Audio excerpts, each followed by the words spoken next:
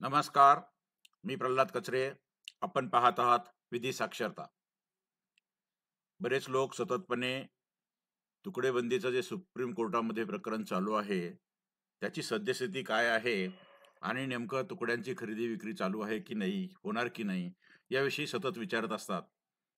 अगदी काल परवा आपल्या चॅनलचे चाहते आणि सतत आपल्याला जे मार्गदर्शन करतात त्या संदर्भात असे जे कोल्हापूरचे ॲडव्होकेट सूरज मोहिते यांनी सुप्रीम कोर्टाच्या या वेबसाईटवरून सद्यस्थिती शोधण्याचा प्रयत्न केला.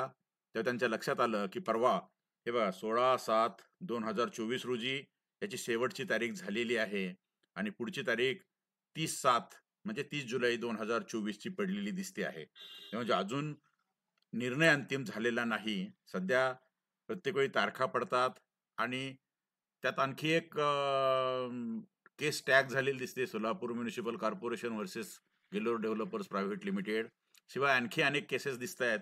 या ठिकाणी पहा, आपल्याला इथं दिसत आहे की स्पेशल लीव पिटिशन नंबर 16/707 आणि 16/708 ऑफ 2023. त्याच्यानंतर इंटरलॉक्युटरी अप्लिकेशन्स बरेच दाखल झालेत. म्हणजे अशाच आशयाचे कदाचित राज्यातले किंवा राज्याबाहेरचे जे काही केसेस असू शकतात, त्या सर्व एकाच विषयाच्या असतील. म्हणजे शेवटी कायदा हा सेंटरचा आहे, नोंदणी कायदा हा सेंटरचा आहे आणि नोंदणी कायद्याप्रमाणे घेतलेल्या निर्णयाला जर आव्हान दिलं आणि त्या हायकोर्टाने निर्णय दिले असतील, तर शेवटी केंद्राचा एकाच कायद्याचा अर्थ लावण्याचा प्रश्न उरतो. आणि म्हणून असे समान वादाचे विषय असणारे जे निरनिराळ्या राज्यातले काही केसेस असतील, त्याचे रिट पिटिशन किंवा सिव्हिल ॲप्लिकेशन्स चाललेले असतील, ते एकेकाला टॅग करण्याचं काम सध्या चालू दिसतंय आणि त्यासाठी मधून-मधून जे अर्ज दिले जातात, ते इंटरलॉक्युटरी ॲप्लिकेशन्स असं आपल्याला या ठिकाणी दिसतं आहे.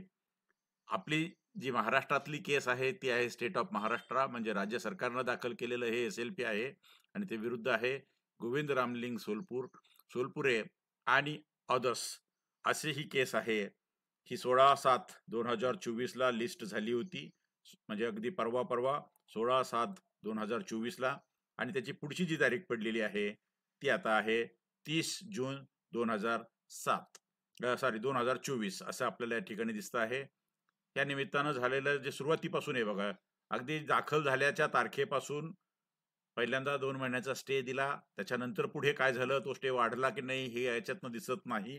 पण हे सगळ्या नोंदी, त्याचा जो ऑफिस रिपोर्ट आहे, तोच आपण 15 जुलै 2024 अखेरचा ऑफिस रिपोर्ट काढलेला आहे. ज्यांना तो हवा तो या ठिकाणी याच्यातनं वाचू शकता किंवा याचे स्क्रीनशॉट घेऊन आपण पाहू शकता. आज जर सद्यस्थिती काय आहे पाहायचं झालं तर 12/7/21चं जे आय-जी-आर साहेबांचं परिपत्रक होतं, ते परिपत्रक आणि महाराष्ट्र नोंदणी नियम त्यामधला 44 उच्च न्यायालयानं रद्द केलेला आहे. त्यामुळे तो रद्दच आहे. त्या निर्णयाला 2 महिन्याचा स्टे मिळाला होता, पण पुढे स्टे कंटिन्यू झाला की नाही हे कळलं नाही. सध्या राज्यात नवीन नोटिफिकेशन आलं. जिरायत जमीन 20 गुंठे आणि बागायत जमीन 10 गुंठे असेल, तर त्याच्या खालचे तुकडे होतील, त्याच्या वरचे तुकडे होणार नाहीत. त्यामुळं 20 गुंठे आणि 10 गुंठ्याच्या वरचे व्यवहार राज्यभर होत आहेत. त्यानंतर राज्य सरकारनं नियमाला दुरुस्ती केली. तुकडेबंदीच्या संदर्भातला जो नियम आहे, त्यामध्ये शेत रस्त्यासाठी तुकडा पडला तरी देखील, म्हणजे 10 गुंठ्यापर्यंत किंवा 20 गुंठ्यापर्यंत कितीही क्षेत्राचा तुकडा पडला देखील, तो त्याला परवानगी मिळू शकेल. विहिरीसाठी 5 गुंठ्यापर्यंतची परवानगी मिळू शकेल. घरकुलासाठी अर्ध्या गुंठ्याची परवानगी मिळू शकेल आणि भूसंपादनात तुकडा पडला असेल तर त्याला विक्रीची परवानगी मिळू शकेल, असा नियम केलेला आहे. त्यामुळे हे 2 बदल झालेले आहेत. आता यापेक्षा कमी क्षेत्राचे, म्हणजे 20 गुंठ्यापेक्षा कमी आणि 10 गुंठ्यापेक्षा कमी क्षेत्राचे व्यवहार होतात का? ते होणार नाहीत, कारण कायद्याने ते अपेक्षित नाही आहे. त्यामुळे ते नोंदविले जात नाहीत. एस-एल-पी ॲडमिशन स्टेजवर आहे असं लिस्ट करताना बऱ्याच ठिकाणी जे उल्लेख आले त्यावरून दिसतं. सुरुवातीला स्टे दिला, तो अजून कायम आहे का याचा बोध झाला नाही, कारण त्याच्यावरून ते स्पष्ट होत नाही. दरम्यानच्या काळात राज्यानं नोंदणी अधिनियमातील कलम 18 आणि 21 ला सुधारणा करून ठेवलेली आहे. यथावकाश तो कायद्यात रूपांतरित होईल. सध्याची सद्यस्थिती ही आहे. आजच्या तारखेला कमीत कमी जिरायत असेल तर 20 गुंठ्यापर्यंत खरेदी करता येतं. 20 गुंठे आणि त्यापेक्षा जास्त खरेदी करता येतं. त्यापेक्षा कमीचे तुकडे पडतात. आणि 10 गुंठे बागायत असेल तर 10 गुंठे, त्याच्या अधिक खाली असेल तर त्याचे तुकडे पडतात, असा त्याचा अर्थ आहे.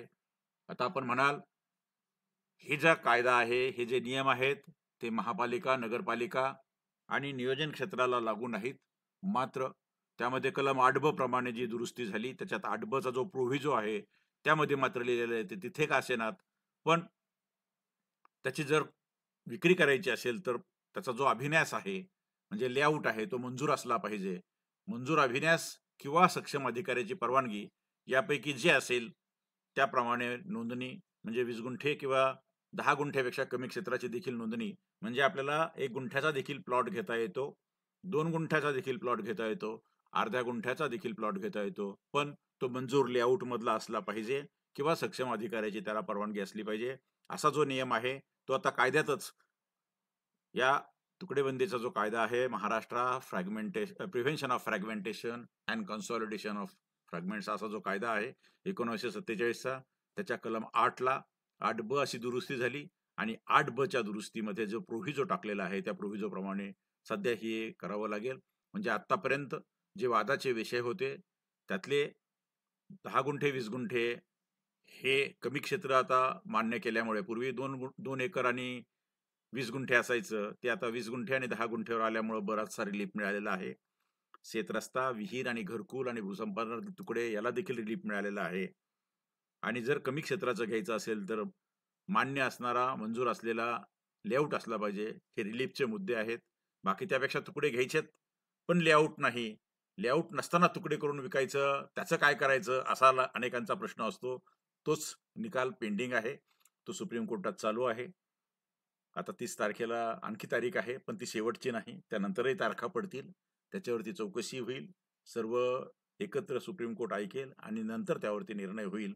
दरम्यानच्या काळात नोंदणीचे जे 18 आणि 21 कलमं आहेत, त्याला जी दुरुस्ती आहे, ती मंजूर होईल आणि ती राज्याला लागू होईल. आणि ती जर झाली, तर ती नोंदणी त्या सुधारणा चुकीच्या आहेत, हे सिद्ध होईपर्यंत त्या राज्यभर लागू राहतील. अशी सध्याची सद्यस्थिती आहे. मला असं वाटतं, जे आतापर्यंत उपस्थित केलेले प्रश्न आहेत, त्याची उत्तरं आपल्याला मिळाली असावीत. मी या ठिकाणी थांबणार आहे. जर का हा व्हिडिओ आपल्याला आवडला असेल, तर नक्की लाईक करा. आपल्या मित्रपरिचितांना, आपल्या सर्वांना, ज्यांना याचा उपयोग होईल किंवा जे याच्यावरती माहिती घेऊ इच्छितात, त्यांच्यासाठी हा व्हिडिओ नक्की फॉरवर्ड करा, शेअर करत राहा. आपण प्रथमच पाहत असाल, यापूर्वी सबस्क्राईब केलं नसेल, तर नक्की सबस्क्राईब करा. शेजारच्या बेलवरती आपण बटनवरती प्रेस करा. आपल्याला अशाच माहितीपूर्ण व्हिडिओच्या लिंक्स मिळत राहतील, नोटिफिकेशन्स मिळत राहतील. आपण पुन्हा अशाच महत्त्वाच्या विषयावर चर्चा करण्यासाठी पुन्हा भेटूया. तोपर्यंत मी थांबतो. धन्यवाद.